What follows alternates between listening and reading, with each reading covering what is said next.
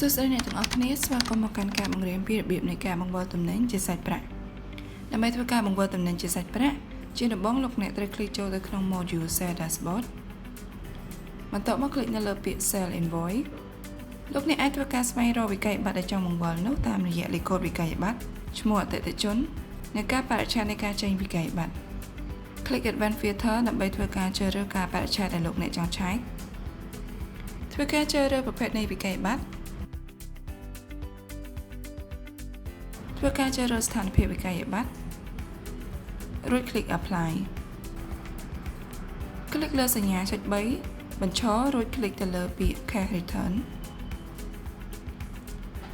คลิกលើប៊ូតុង yes សម្រាប់លេខកូដលោកអ្នកអាចធ្វើការបំពេញដោយផ្ទាល់ឬអាចរំលង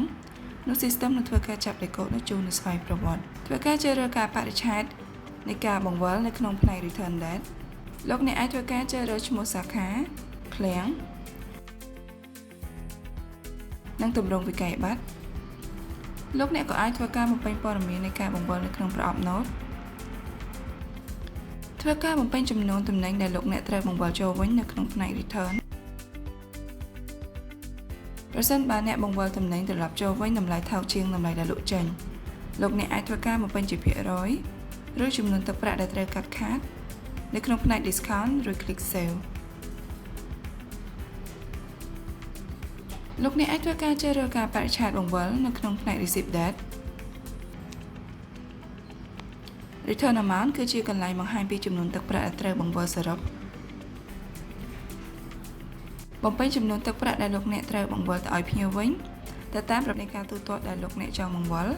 លោកអ្នកអាចធ្វើការជ្រើសរើសបង្វិលជាសាច់ប្រាក់ឬតាមរយៈធនាគារ Remand ជាកន្លែងបង្ហាញពីចំនួនទឹកប្រាក់ដែលត្រូវបង្វិលបន្តលោកអ្នកអាចធ្វើការ click discard ដើម្បីបោះបង់